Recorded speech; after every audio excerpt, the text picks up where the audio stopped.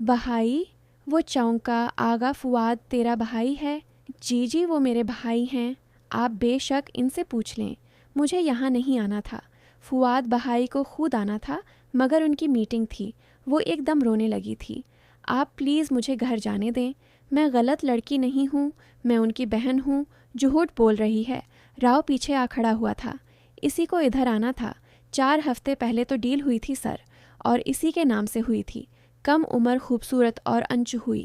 آغا نے کہا تھا یہ ہماری ڈیمانڈ پہ پوری اترتی ہے۔ راؤ کا لہجہ سپاٹ تھا۔ محمل ابراہیم نام ہے نا تمہارا؟ تم آغا کی بہن کیسے ہو سکتی ہو؟ وہ 3 کروڑ کے نفع کے لیے اپنی بہن کو ایک رات کے لیے نہیں بیچ سکتا۔ اس کے ارد گرد جیسے دھماکے ہو رہے تھے، اسے بہت زور کا چکر آیا تھا۔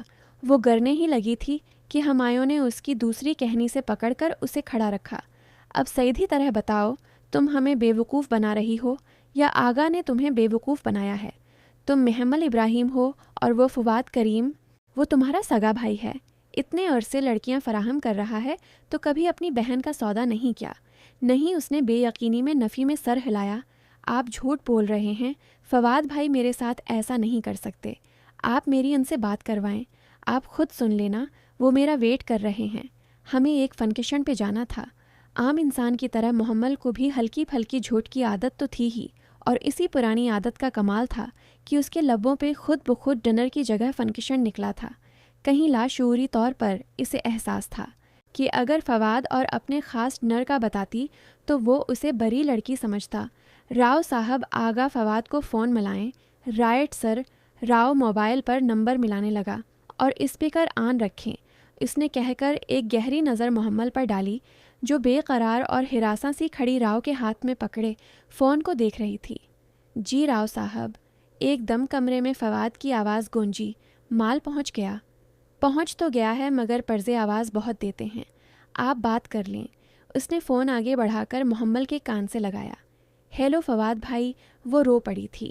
فواد بھائی، یہ لوگ مجھے غلط سمجھ رہے ہیں، آپ پلیز ان کو بکواس مت کرو اور میری بات غور سے سنو۔ تمہیں وہ ڈائمنڈ چاہیے یا نہیں؟ چاہیے نا؟ تو جیسے اے ایس پی صاحب کہتے ہیں کرتی جاؤ۔ فواد بھائی، وہ حلق کے بل چلائی، یہ میرے ساتھ کچھ غلط کر دیں گے۔ وہ جو کرتے ہیں کرنے دو، ایک رات کی ہی تو بات ہے، اب زیادہ بک بک مت کرنا، صبح تمہیں ڈرائیور لینے آ جائے گا۔ 7 آسمان اس کے سر پر ٹوٹے تھے، وہ ساکت سی کھڑی رہ گئی۔ صرف ایک رات ہی کی تو بات ہے، صرف ایک رات ہی کی تو بات ہے۔ اس کی آواز اس کے ذہن پر ہتھوڑے برسا رہی تھی۔ بس ایک ڈائمنڈ رنگ کا لارا دیا ہے اس نے تمہیں، اور تم تو کہتی ہو وہ تمہارا بھائی ہے۔ فون اس کے کان سے ہٹا کر بند کرتے ہوئے ہمایوں نے ایک طنزیہ مسکراہٹ کے ساتھ اسے دیکھا۔ وہ اسی طرح پتھر کا بت بنی کھڑی تھی، اس کا ذہن، دل، کان، آنکھیں سب بند ہو چکے تھے۔ راؤ صاحب پتہ کروائیں یہ واقعی فواد کریم کی بہن ہے یا نہیں، اور اس کی بات میں کتنی سچائی ہے، یہ تو ہم بعد میں خود معلوم کر لیں گے۔ شمس بچل، اس نے زور سے آواز لگائی۔ اس کے ہاتھ پاؤں ٹھنڈے پڑنے لگے تھے، ساکت کھڑے وجود سے سہمی سہمی جان آہستہ آہستہ نکل رہی تھی۔ اس کی آنکھوں کے سامنے اندھیرے بادل چھانے لگے تھے۔ 2 گن مین دوڑتے ہوئے اندر آئے تھے۔ شمس، اسے اوپر والے کمرے میں بند کر دو اور دھیان کرنا بھاگ نہ پائے بچل۔ اس سے پہلے کہ اس کا فقرہ مکمل ہوتا محمل چکرا کر گری، اور اگر اس نے اسے دونوں بازوؤں سے تھامنا رکھا ہوتا تو وہ نیچے گر پڑتی۔ محمل محمل، وہ اس کا چہرہ تھپتھپا رہا تھا۔ اس کی آنکھیں بند ہوتی گئیں اور ذہن گہرے اندھیروں میں ڈوبتا چلا گیا۔ اس کی آنکھوں پہ کچھ نمی ڈالی گئی تھی، گیلے پن کا احساس تھا یا کچھ اور۔ اس نے ہڑبڑا کر آنکھیں کھولیں۔ اور چاؤ بہت سو لیا؟ وہ گلاس سائیڈ ٹیبل پر رکھ کر سامنے کرسی پر جا بیٹھا تھا۔ چند لمحے تو وہ خالی خالی نظروں سے اسے دیکھتی رہی، اور جب آہستہ آہستہ ذہن بیدار ہوا تو وہ چونک کر سیدھی ہوئی۔ وہ بڑا سا پر تعیش بیڈ روم تھا، قیمتی صوفے قالین اور بھاری خوبصورت پردے۔ وہ ایک بیڈ پر لیٹی تھی اور اس کے اوپر بیڈ کوٹ ڈالا ہوا تھا۔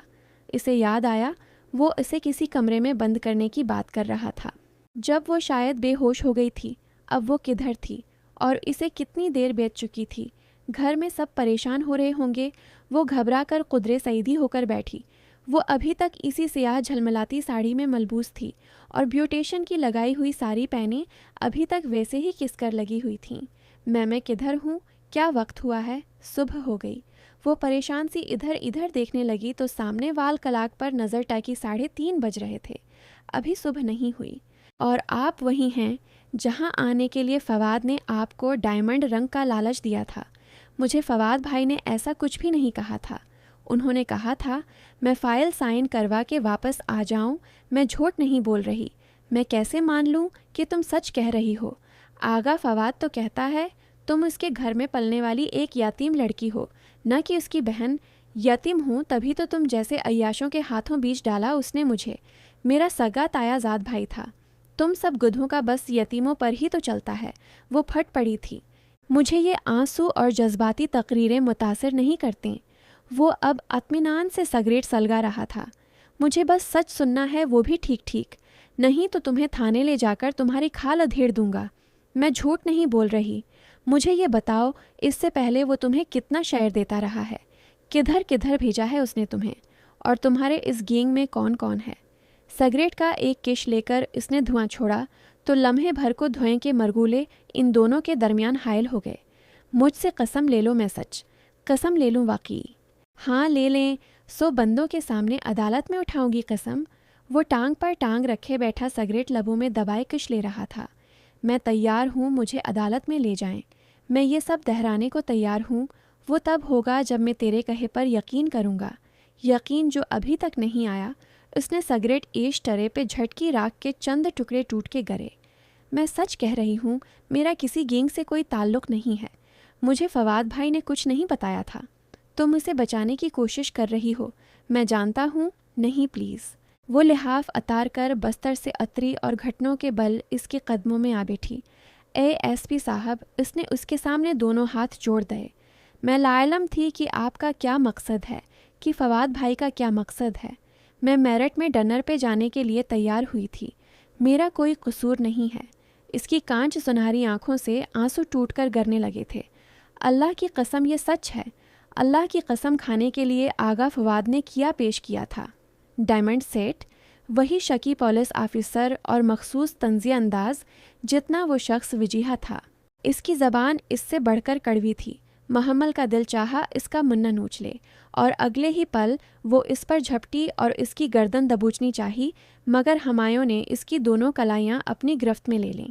اسی کشمکش میں محمل کے 2 ناخن اس کے گال سے رگڑے گئے۔ صرف آنکھیں نہیں، تمہاری تو حرکتیں بھی بلیوں جیسی ہیں۔ وہ کھڑا ہوا اور اس کو کلائیاں سے پکڑے پکڑے بھی کھڑا کیا، پھر جھٹکا دے کر چھوڑا۔ وہ 2 قدم پیچھے جا ہوئی۔ مجھے گھر جانا ہے، مجھے گھر جانے دو، میں تمہاری منت کرتی ہوں۔ وہ مڑ کر جانے لگا تو وہ تڑپ کر اس کے سامنے آ کھڑی ہوئی اور پھر سے ہاتھ جوڑ دیے۔ صبح ہوگی تو بدنام ہو جاؤں گی۔ میں نے کہا، نہ بی بی، مجھے یہ جذباتی تقریر متاثر نہیں کرتی۔ اس نے اپنے گال پر ہلکا سا ہاتھ پھیرا، پھر استہزائیہ مسکرایا، پھر کہا، تم بہادر لڑکی ہو، میں تمہیں گھر جانے دوں گا، مگر ابھی نہیں، ابھی تم ادھر ہی رہو گی، کم از کم صبح تک۔ میں بدنام ہو جاؤں گی۔ اے ایس پی صاحب، رات گزر گئی تو میری زندگی تباہ ہو جائے گی، ہو جائے مجھے پرواہ نہیں ہے۔ وہ سگریٹ ایش ٹرے میں ڈال کر دروازے کی طرف بڑھا۔ وہ ہاتھ جوڑے کھڑی رہ گئی اور وہ دروازہ باہر سے بند کر کے جا چکا تھا۔ دروازے کی جانب وہ لپکی اور ڈور ناپ زور سے کھینچا۔ وہ باہر سے بند تھا۔ دروازہ کھولو کھولو، وہ دونوں ہاتھوں سے زور زور سے دروازہ پیٹنے لگی، مگر جواب ندارد وہ بے بس سی زمین پہ بیٹھتی چلی گئی۔ فواد اس کے ساتھ ایسا کر سکتا ہے؟ اسے یقین نہ آتا تھا۔ اس نے کیا بگاڑا تھا فواد کا، جو اس نے چند روپوں کے عوض اسے بیچ دیا؟ وہ گھٹنوں پر سر رکھے آنسو بہاتی وہ شام یاد کر رہی تھی جب وہ اسے دیکھتے دیکھتے چونکا تھا اور چائے کا کپ لیتے ہوئے اس کی انگلیاں مس ہوئی تھیں۔ کم عمر، خوبصورت اور انچ ہوئی، آغا نے کہا تھا یہ ہماری ڈیمانڈ پر پوری اترتی تھی، تو وہ اس لیے چونکا تھا کہ کسی عیاش شخص کی بتائی گئی ڈیمانڈ پہ اس کے گھر میں پلنے والی یتیم لڑکی پوری اتری تھی۔ تم کتنی خوبصورت ہو محمل، مجھے پتہ ہی نہیں تھا۔ اس کے لہجے کا افسوس اور پھر اس کی ساری عنایتیں، وہ جانتا تھا کہ اس کی کمزوری کیا ہے۔ اس نے اس کو اس کی من پسند چیزیں دکھائیں، یہاں تک جب وہ اس کے مکمل قابو میں آ گئی تو فواد نے اسے ادھر بھیج دیا، اور وہ بھی کتنی بے وقوف اور سادہ تھی، اسے پتہ ہی نہیں چلا۔ وہ آفس میں اس کو ادھر ادھر چیزیں سائن کروانے بھیج دیتا ہے، اور کوئی کام تو اس نے محمل سے لیا ہی نہیں تھا۔ وہ تب بھی نہ سمجھ سکی، اور اب یہ شخص ہمایوں داؤد، وہ نہیں جانتی تھی کہ یہ آدمی کون تھا، اس سے یہ سب باتیں کون پوچھ رہا تھا اور اس کا کیا مقصد تھا۔ اسے صرف علم تھا تو اتنا کہ اگر رات بیت گئی تو صبح اسے کوئی قبول نہیں کرے گا، اور قبول تو شاید اب بھی کوئی نہ کرے۔ کوئی فواد کے خلاف اس کی بات کا یقین نہیں کرے گا، کوئی اسے بے گناہ نہیں مانے گا، اور فواد وہ تو شاید سرے سے ہی مکر جائے کہ وہ کبھی محمل کو آفس لے کر ہی نہیں گیا۔ خدایا، وہ کیا کرے؟ اس نے بھیگا چہرہ اٹھایا۔ کمرہ قدرے دھندلا سا دکھائی دیتا تھا۔ اس نے پلکیں جھپکائیں تو آنسوؤں کی دھند لڑھکتی چلی گئی۔ کمرہ نہایت خوبصورتی سے آراستہ تھا۔ قیمتی قالین، خوبصورت فرنیچر اور بھاری مخملیں پردے۔ وہ چونکی، کیا ان کے پیچھے کوئی کھڑکی تھی؟ وہ پردوں کی طرف دوڑی اور جھٹکے سے انہیں ایک رخ کھینچا۔ پردہ کھلتا چلا گیا۔ باہر ٹیرس تھا اور اس کی روشنیاں جلی ہوئی تھیں، جن میں وہ بغیر دقت کے 2 گن مین چوکس کھڑے دیکھ سکتی تھی۔ اس نے گھبرا کر پردہ برابر کیا۔ اللہ پلیز! وہ رو کر دعا کرنے لگی، اور جب دعا کرتے کرتے تھک گئی تو ڈریسنگ ٹیبل کے سامنے آ کھڑی ہوئی اور اپنا عکس دیکھا۔ رونے سے سارا کاجل بہہ گیا تھا۔ آنکھیں قدرے بھیانک لگ رہی تھیں۔ جوڑا ڈھیلا ہو کر گردن تک آ گیا تھا اور گھنگریالی لیٹوں کے بل سیدھے ہونے لگے تھے۔ محمل ایک مضبوط اعصاب کی لڑکی تھی۔ اس کے باوجود فواد کے اس بھیانک روپ کا صدمہ اتنا شدید تھا کہ شروع میں تو اس نے ہمت ہار دی اور اعصاب جواب دے گئے، لیکن اب وہ کسی حد تک سوچنے سمجھنے کے قابل ہوئی تھی۔ فواد سے سارے بدلے تو وہ بعد میں چکائے گی، ابھی اسے اس اکھڑ اور سرد مہر ASP کی قید سے نکلنا تھا۔ اس نے ادھر ادھر دیکھا، کچھ خاص نظر نہ آیا، تو پھر وارڈروب کھولا۔ اندر مردانہ کپڑے ٹنگے ہوئے تھے۔ اس نے کچھ ہینگرز الٹ پلٹ کیے اور کچھ سوچ کر ایک کرتا شلوار نکالا۔ براؤن کرتا اور سفید شلوار کو پہن کر بال سیدھے کر کے بینڈ میں باندھے اور باتھ روم میں جا کر منا اچھی طرح دھویا۔ باہر نکلنے کے لیے کسی روزن کو تلاشتی، اس کی نگاہوں کو باتھ روم کی کوئی کھڑکی دروازہ نظر نہ آیا تو مایوسی سے پلٹنے ہی لگی تھی کہ ایک دم چونکی، ایک دیوار میں شیلف تھا۔ اس میں شیمپو اور شیو کا سامان رکھا تھا۔ شیلف کے اندر کا رنگ باقی دیوار سے زیادہ چکنا سفید تھا۔ بھلا کیوں؟ وہ قریب آئی، سارا سامان نیچے اتارا، پھر بغور اندر دیکھتے ہاتھ پھیرا تو احساس ہوا اس کھانے کے پیچھے دیوار نہیں، بلکہ کارڈ بورڈ کے سفید پھٹے تھے جو میخوں سے جڑے تھے۔ میخیں کچی اور تازہ لگ رہی تھیں۔ آگے کا کام بہت آسان تھا۔ اس نے سارے نل کھول دیے تاکہ آواز باہر نہ جائے، اور تھوڑی سی محنت کے بعد پھٹے کھینچ کر اتار لیے۔ وہ جلدی میں لگائے لگ رہے تھے، سو اسے زیادہ زور نہیں لگانا پڑا تھا۔ ان کے پیچھے کھڑکی تھی، اچھی خاصی چوڑی تھی، وہ اس میں سے آسانی گزر سکتی تھی۔ بے حد مطمئن ہو کر محمل نے کھڑکی کھولی اور جب باہر جھانکا تو ایک لمحے کو تو سر چکرایا۔ کھڑکی سے 2 فٹ کے فاصلے پر 4 دیواری کھڑی تھی، اور 4 دیواری کے درمیان صرف خلا تھا، اور نیچے بہت نیچے پکا فرش تھا۔ وہ اس گھر کی غالبہ تیسری منزل پر موجود تھی، شاید اسی لیے انہوں نے کشے پکے پھٹے لگا دیے تھے۔ اندازہ ہوگا کہ وہ یہاں سے نہیں نکل سکتی۔ اس کا جی ڈوب کر ابھرا، یہ آخری راستہ بھی بند ہوتا نظر آ رہا تھا۔ وہ مایوسی سے نل بند کرنے ہی لگی تھی کہ سناٹے میں ہلکی سی آواز سنائی دی تھی۔ آپ صحن میں کیا کر رہی ہیں؟ باجی، وہ میڈم مصباح نے کہا تھا کہ ارلی مارننگ منا پہ گلاس رکھ کر پریکٹس کروں، تو آواز اچھی نکلتی ہے، وہی کر رہی ہوں۔ لڑکیوں کی باتیں کرنے کی آوازیں بہت قریب نہیں تو بہت دور بھی نہیں تھیں۔ وہ چونکی اور پھر باتھ روم کی لائٹ بند کی۔ باہر کا منظر قدرے واضح ہوا۔ کھڑکی سے دیوار کا فاصلہ 2 فٹ کا تھا، مگر وہ دیوار کی منڈیر تھی، اور وہ آوازیں کہیں نیچے سے نہیں، برابر سے آ رہی تھیں۔ بالکل برابر، یعنی اس باتھ روم کے برابر بالکل سامنے صحن تھا۔ اگر وہ یہ دیوار پھاند جائے تو؟ اس اچھوتے خیال نے ذہن میں سر اٹھایا تو اس نے جوتے اتارے اور نیچے جھانکا۔ اگر گر گئی تو نہیں بچے گی، مگر موت اس ذلت سے تو بہتر ہوگی جو صبح یا اس سے بھی بدیر گھر پہنچنے پہ اسے اٹھانی پڑے گی۔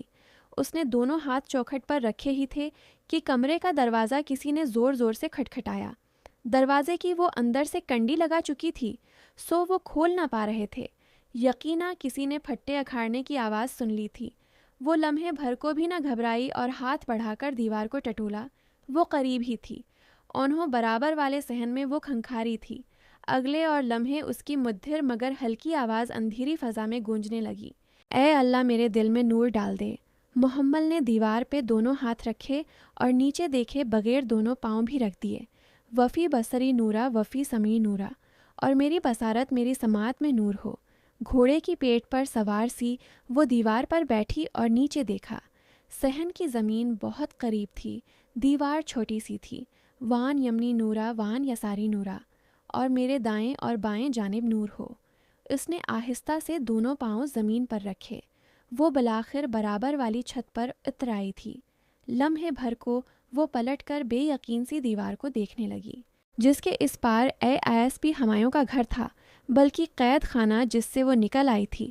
اسی پل دیوار کے پار سے روشنی سی چمکی۔ وہ ٹھٹکی۔ یقیناً اس نے باتھ روم کی لائٹ آن کی تھی۔ اپنی بے وقوفی پہ اسے غصہ آیا۔ اسے باتھ روم کا دروازہ بند کر کے نل کھول کے آنا چاہیے تھا، مگر آدھی فراری تو نہ تھی، یا پھر اس لڑکی کی آواز کے فصوں میں ایسی کھوئی تھی کہ ہوش نہ رہا تھا۔ وہ فوقی نورا و تحتی نورا، اور میرے اوپر اور نیچے نور ہو۔ سامنے ایک برآمدہ تھا جس کے آگے گرل لگی ہوئی تھی۔ گرل کا دروازہ کھلا تھا، اور دروازے سے کافی دور ایک لڑکی زمین پہ بیٹھی گرل سے ٹیک لگائے آنکھیں بند کیے منا پہ گلاس رکھے گنگنا رہی تھی۔ وہ دیوار کے ساتھ ساتھ گھٹنوں کے بل رینگتی گرل تک آئی۔ وہ لڑکی دنیا و مافیہ سے بے خبر اپنی مناجات میں گم تھی۔ واجغل لی نورا، اور میرے لیے نور بنا دے۔ محمل چاپ پیدا کیے بغیر کھلے دروازے سے اندر رینگ گئی۔ لڑکی اسی طرح مگن سی تھی۔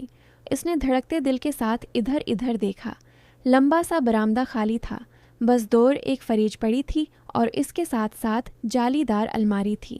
اندھیرے میں مدھم چاندنی کے باعث اسے بس اتنا نظر آیا۔ وہ بہت آہستہ سے اٹھی اور دبے پاؤں چلتی ہوئی فریج کے پاس آئی۔ ولہمی نورا ودمی نورا، اور میرے گوشت اور میرے خون میں نور ہو۔ فریج اور الماری کے درمیان چھپنے کی جگہ تھی۔ وہ جھٹ ان کے درمیان آ بیٹھی، مگر سامنے ہی دروازہ تھا۔ وہ لڑکی واپس آتی تو سیدھی اس پر نظر پڑتی۔ نہیں، اسے یہاں چھپنے کی بجائے نیچے جانا چاہیے، اور میرے بال اور کھال میں نور ہو۔ اندر جانے والا دروازہ بند تھا۔ اگر اسے کھولتی تو آواز باہر جاتی۔ وہ پریشان سی کھڑی ہوئی، تب ہی جالی دار الماری کے دروازے کے ہینڈل سے کچھ لٹکا ہوا نظر آیا۔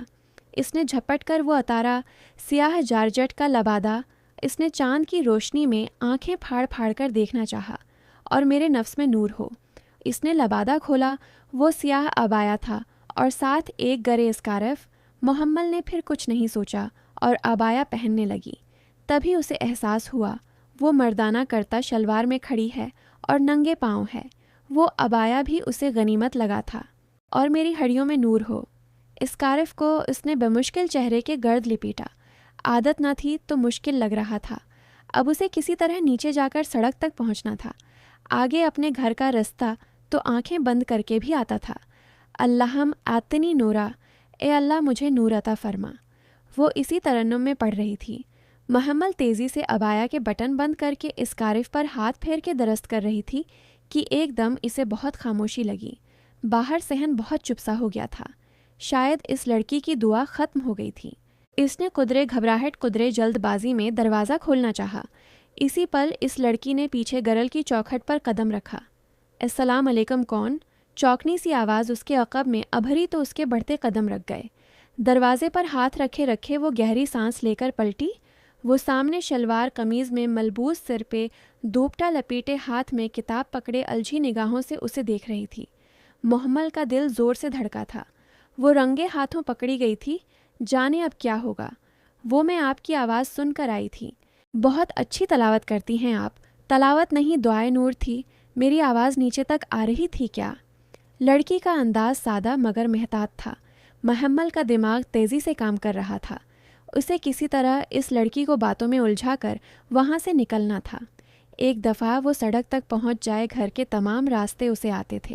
خوبصورت آواز ہر جگہ پہنچ جاتی ہے۔ میں تلاوت سمجھ کر آئی تھی۔ معلوم نہ تھا آپ دعا مانگ رہی ہیں۔ دعا مانگ نہیں، یاد کر رہی تھی۔ آپ نے بتایا نہیں آپ کا نام؟ شائستگی سے کہتی۔ وہ لڑکی 2 قدم آگے آئی تو گرل سے چھن کر آتی چاندنی میں اس کا چہرہ واضح ہوا۔ چکنی سفید رنگت، بے حد گلابی ہونٹ اور بادامی آنکھیں جن کی رنگت سنہرے پکھراج کی سی تھی۔ گولڈن کرسٹل، یہ پہلا لفظ محمل کے ذہن میں آیا تھا، اور اسے دیکھتے ہی وہ لمحے بھر کو چونکی تھی۔ بہت شدت سے محمل کو احساس ہوا تھا کہ اس نے اس لڑکی کو کہیں دیکھا ہوا تھا، کہیں بہت قریب، ابھی کچھ وقت پہلے۔ اس کے نقش نہیں، یہ بھاری آنکھیں تھیں جو شناسا تھیں۔ میں محمل ہوں، جانے کیسے لبوں سے پھسل پڑا۔ مجھے دراصل راستے نہیں پتہ تو بھٹک جاتی ہوں۔ اور وہ آپ ہاسٹل میں نئی آئی ہیں، نیو کمر ہیں، اور اسے امید کا ایک سرا نظر آ گیا۔ وہ شاید کوئی گرلز ہاسٹل تھا۔ جی میں شام میں ہی آئی ہوں، نیو کمر، اوپر آ تو گئی ہوں مگر نیچے جانے کا رستہ نہیں مل رہا۔ نیچے آپ کے رومز تو 3rd فلور پر ہی ہے نا؟ پھر نیچے آپ تہجد پڑھنے کے لیے اٹھی ہوں گی یقینا۔ وہ خود سے ہی کہہ کر مطمئن ہو گئی۔ میں بھی تہجد کے لیے پرے حال میں جا رہی ہوں، آپ میرے ساتھ آ جائیں۔ اس لڑکی نے آگے بڑھ کر دروازہ کھولا، پھر گردن موڑ کر اسے دیکھا۔ میں فرشتے ہوں، آ جائیں۔ وہ دروازہ دھکیل کر آگے بڑھ گئی تو محمل بھی متذبذب پیچھے ہو لی۔ سامنے سنگ مرمر کی طویل راہداری تھی۔ دائیں طرف اونچی کھڑکیاں تھیں جن سے چھن کر آتی چاندنی سے راہداری کا سفید مرمری فرش چمک رہا تھا۔ فرشتے راہداری میں تیز تیز آگے چلتی جا رہی تھی۔ وہ ننگے پاؤں اس کے تعاقب میں چلنے لگی۔ مردانہ کھلے پائنچے اس کے پاؤں میں آ رہے تھے مگر اوپر عبایا نے ڈھانپ رکھا تھا۔ راہداری کے اختتام پر سیڑھیاں تھیں، سفید چمکتے سنگ مرمر کی سیڑھیاں جو گولائی میں نیچے جا رہی تھیں۔ اس نے ننگے پاؤں زینے پہ رکھے۔ رات کے اس پہر زینوں کا سنگ مرمر بے حد سرد تھا، یک ٹھنڈا۔ وہ محسوس کیے بغیر تیز تیز سیڑھیاں اترنے لگی۔ 3 منزلوں کے زینے ختم ہوئے تو سامنے ایک کشادہ برآمدہ تھا۔ برآمدے کے آگے بڑے بڑے سفید ستون تھے اور سامنے لان نظر آ رہا تھا۔ ہلکی چاندنی میں برآمدہ نیم تاریک سا لگ رہا تھا۔ ایک کونے میں چوڑی بے حد چوڑی سیڑھیاں نیچے جاتی دکھائی دے رہی تھیں۔ فرشتے ان سیڑھیوں کی طرف بڑھی تو لمحے بھر کو تو اسے خوف آیا۔ وہ بے حد چوڑی سیڑھیاں کافی نیچے جا رہی تھیں۔ مدھم چاندنی میں چند زینے ہی دکھائی دیتے تھے، آگے سب تاریکی میں گم تھا۔ جانے کیا تھا نیچے؟ فرشتے کے پیچھے وہ نیم تاریک زینے سہج سہج کے اترنے لگی۔ بہت نیچے جا کر فرش قدموں تلے آیا تو محسوس ہوا کہ نیچے نرم سا قالین تھا جس میں اس کے پاؤں دھنس گئے تھے۔ وہ ایک بے حد طویل و عریض کمرے میں کھڑی تھی۔ وہ کدھر شروع کدھر ختم ہوتا تھا کچھ پتہ نہ چلتا تھا۔ وہ ادھر ادھر گردن گھماتی اندھیرے میں آنکھیں پھاڑ پھاڑ کر دیکھنے کی کوشش کر رہی تھی۔ فرشتے نے دیوار پر ہاتھ مارا، بٹن دبانے کی آواز آئی اور اگلے ہی لمحے جیسے پورا آسمان روشن ہو گیا۔ محمل نے گھبرا کر ادھر ادھر دیکھا۔ وہ ایک بہت بڑا سا ہال تھا۔ چھت گیر فانوس اور اسپاٹ لائٹس جگمگا اٹھی تھیں۔ ہال 6 اونچے ستونوں پہ کھڑا تھا۔ بے حد سفید ستون دیواریں، روشنیوں سے جگمگاتی اونچی چھت اور دیواروں میں اونچی گلاس ونڈوز۔ وضو کی جگہ وہ سامنے ہے۔ فرشتے نے اپنے دوپٹے کو پن لگاتے ہوئے ایک طرف اشارہ کیا تو وہ جیسے چونکی، پھر سر ہلا کر اس طرف بڑھ گئی۔ وضو کی جگہ نیم تاریک تھی۔ سنگ مرمر کی چونکیاں اور سامنے ٹھنٹیاں، ایک ایک ٹائل چمک رہی تھی۔ وہ ہر شے کو ستائش سے دیکھتی ایک چوکی پر بیٹھ گئی اور جھک کر ٹانٹی کھولی۔ فواد اور وہ ASP محمل ابراہیم کو سب فراموش ہو چکا تھا۔ سنو کھلے دروازے سے فرشتے نے جھانکا، بسم اللہ پڑھ کر وضو کرنا۔ محمل نے یوں نہیں سر ہلا دیا، پھر اپنے گیلے ہاتھوں کو دیکھا جن پر ٹونٹی سے پانی نکل کر پھسل رہا تھا۔ وہ سر جھٹک کر وضو کرنے لگی۔ فرشتے جیسے اس کے انتظار میں کھڑی تھی۔ محمل اس کے برابر نماز کے لیے کھڑی ہو گئی۔ شاید تہجد پڑھنی تھی۔ اس نے ہاتھ اٹھائے تو رات بھر کے تمام مناظر ذہن میں تازہ ہو گئے۔ درد کی ایک تیز لہر سینے میں اٹھی تھی۔ دھوکہ دہی اعتماد کا خون فراڑ بے وقوف بنائے جانے کا احساس۔ کیا کچھ فواد نے نہیں کیا تھا اس کے ساتھ؟ وہ کس کس کا ماتم کرتی؟ سلام پھیر کے دعا کے لیے ہاتھ اٹھائے تو ساری عمر کی محرومیاں اور نارسائیاں سامنے آ گئیں۔ میں کیا مانگوں؟ مانگنے کی ایک طویل فہرست ہے میرے سامنے۔ مجھے کبھی وہ نہ ملا جس کی میں نے تمنا کی تھی، جو ایک اچھی زندگی گزارنے کے لیے انسان کے پاس ہونا چاہیے۔ مجھے کبھی بھی وہ نہ ملا جو لوگ جمع کرتے ہیں۔ کیوں میرے پاس وہ سب نہیں ہے جو لوگ جمع کرتے ہیں؟ اور جب کوئی جواب نہ دیا تو اس نے چہرے پر ہاتھ پھیر کے آنسو خشک کیے اور سر اٹھایا۔ سامنے ہال کے سرے پر ایک بڑا سا اسٹیج بنا تھا۔ درمیان میں میز اور کرسی رکھی تھی۔ ایک طرف فاصلے پر ڈائز بھی پڑا تھا۔ شاید وہاں درس و تدریس کا کام بھی ہوتا تھا۔ کرسی کے پیچھے دیوار پر ایک بے حد خوبصورت خطاطی سے مزین فریم آویزاں تھا۔ اس پر وہ سرسری سی نگاہ ڈالتی ایک دم ٹھٹک کر رکھی۔ खूबसूरत عربی کے نیچے اردو میں خوشخط لکھا تھا، بس لوگوں کو چاہیے اسی میں خوشی منائیں، قرآن ان سب چیزوں سے بہتر ہے جنہیں لوگ جمع کر رہے ہیں۔ یونس ایفٹ ہیر، وہ یک لخت چونکی، کیا دیکھ رہی ہو محمل؟ فرشتے بغور اسے دیکھ رہی تھی۔ یہی کہ میں نے بھی ابھی کچھ ایسا سوچا تھا جو ادھر لکھا ہے۔ کتنا عجیب اتفاق ہے نا؟ اتفاق کی کیا بات ہے؟ یہ فریم اسی لیے تو ادھر لگا تھا کیونکہ تم نے آج صبح یہی یہ بات سوچنی تھی، مگر فریم لگانے والے کو تو علم نہیں تھا کہ میں یہی سوچوں گی، لیکن اس آیت کے اتارنے والے کو تو تھا نا۔ وہ چونک کر اسے دیکھنے لگی۔ کیا مطلب؟ جس نے قرآن اتارا ہے وہ جانتا ہے تم نے کب کیا سوچنا ہے، اور یہ تمہاری سوچ کا جواب ہے۔ نہیں، اس نے شانے اچکائے، میری سوچ کا اس سے کوئی تعلق نہیں، میں تو بہت کچھ سوچتی رہتی ہوں۔ مثلا کیا؟ وہ دونوں دو زانو ہو کر بیٹھی تھیں اور فرشتے بہت نرمی سے اسے دیکھ رہی تھی۔ یہی کہ اچانک کسی بے قصور آدمی پہ مصیبت کیوں آ جاتی ہے؟ غلط بالکل غلط میں نہیں مانتی۔ وہ جیسے بھڑک اٹھی، ایک لڑکی کو اس کا تایا زاد پرپوز کرنے کے بہانے در کا جھانسا دے کر خوب بننے سنورنے کا کہہ کر اپنے کسی عیاش دوست کے گھر جا کر ایک رات کے لیے بیچ آئے۔ یہ خواہ مخواہ کا ظلم خواہ مخواہ کی مصیبت نہیں کیا؟ نہیں، ہاں قطع نہیں۔ اسی صورت حال سے بچنے کے لیے تو اللہ تعالی نے بہت پہلے بتا دیا تھا۔ یقیناً اس لڑکی کو علم ہوگا کہ اسے ایک نام حرم کے لیے تیار نہیں ہونا چاہیے، اس کے ساتھ ڈنر پر نہیں جانا چاہیے۔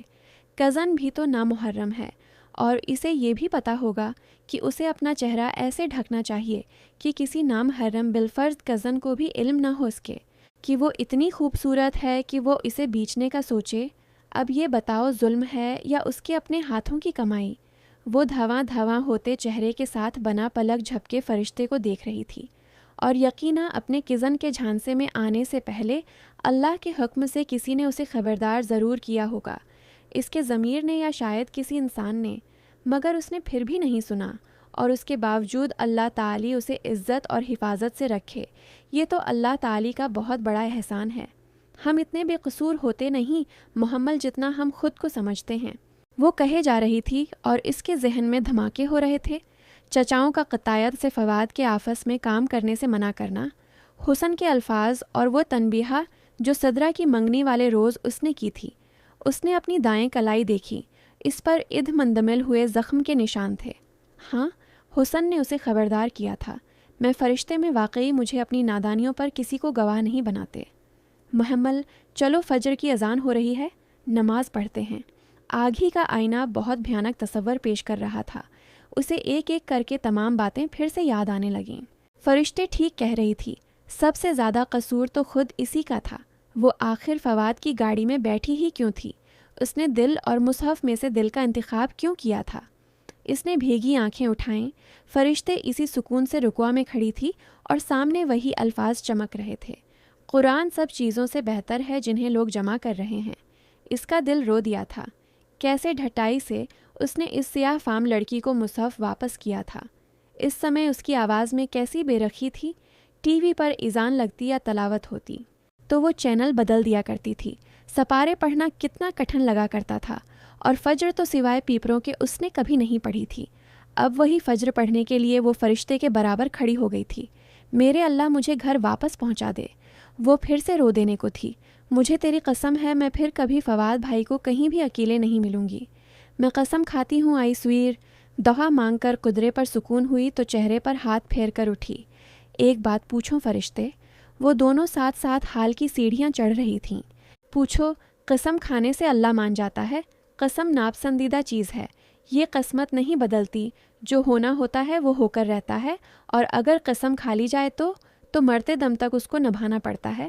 آخری سیڑھی چڑھتے فرشتے ذرا سا چونکی۔ کوئی الٹی سیدھی قسم مت کھانا کہ یہاں سے رہائی ملنے پہ تم فلاں اور فلاں کام کرو گی۔ رہائی؟ برآمدے کی چوکھٹ پار کرتے ہوئے محمل گڑبڑا گئی۔ دل زور سے دھڑکا۔ ہاں، تمہیں گھر جانا ہے نا؟ میں تمہیں چھوڑ آتی ہوں۔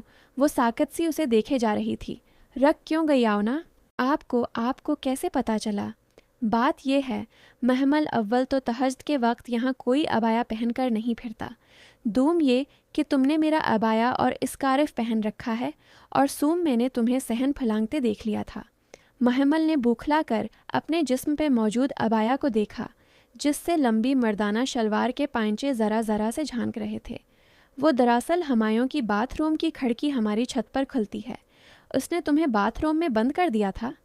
मैं उससे बात करूंगी, उसे ऐसे नहीं करना चाहिए था। थोड़ा सा खशक मिजाज है मगर दिल का बरा नहीं है। आओ फिर। इसकी शाकर शक्ल देखकर वजाहत की, हमायों मेरा फर्स्ट कज़न है, वो बरा आदमी नहीं है। आओ। इसी पल गेट किसी ने ज़ोर से बजाया, साथ ही बेल भी दी। फरिश्ते ने गहरी सांस ली। आओ लड़की, और उसका हाथ पकड़कर गेट तक लाई, फिर हाथ छोड़कर दरवाज़ा खोला। फरिश्ते इधर, वो सलाम अलैकुम। और ये क्या गलत हरकत है? तुम्हें मसला उसके कज़न के साथ है तो उसको क्यों बाथरूम में बंद किया था? बिल्कुल ठीक किया था है किधर वे? वो जवाबा बिगड़ कर बोला था। महमल सहम कर कुदरे औट में हो गई। ये तो वही था, वो इसकी आवाज़ पहचानती थी। वो मेरे साथ है, मगर तुम्हें इसके साथ इज्जत के साथ पेश आना चाहिए था। फरिश्ते के लहजे में दबी दबी सख्ती थी। जो भी है तुम उसे नहीं हमायों, तुम इसे मुजरिम की तरह ट्रीट मत करो, उसका क्या कसूर है? वो तो अपने भाइयों जैसे कज़न पर ट्रस्ट करके मासूमियत में चली आई थी। वो हक तक सुने जा रही थी।